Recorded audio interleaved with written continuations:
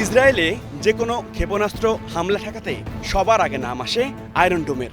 দেশটির যে বহুপক্ষীয় আকাশ প্রতিরক্ষা ব্যবস্থা রয়েছে তার মধ্যে অন্যতম এটি।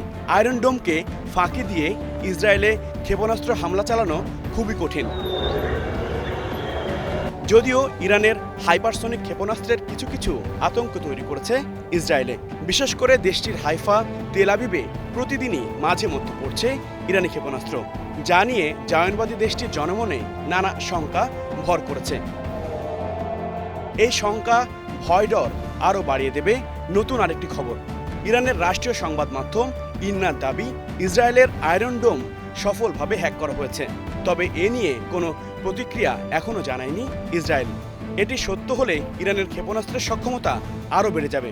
বড় ধরনের বাধা সহজে কাটিয়ে লক্ষ্যে আঘাত হানবে তেহরানের ক্ষেপণাস্ত্র। এদিকে ইরান ও ইসরায়েলের মধ্যকার উত্তেজনার সঙ্গে যুক্ত হয়েছে মার্কিন প্রেসিডেন্ট ডোনাল্ড ট্রাম্পের নানামুখী হুমকি।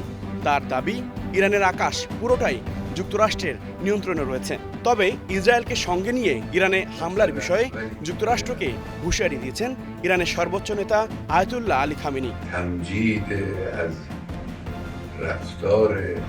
তিনি বলেন, ইরানের ওপর চাপিয়ে দেওয়া কোনো যুদ্ধ বা শান্তি কোনোটাই গ্রহণ করা হবে না।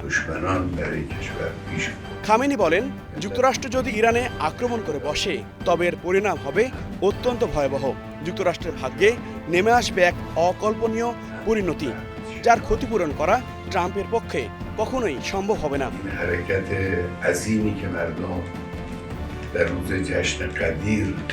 ইসরায়েল জানায়, ইরানে নতুন করে 40 জায়গায় হামলা করেছে তারা, যেখানে রয়েছে দেশটির পরমাণু উৎপাদন কেন্দ্র ও সামরিক ঘাঁটি।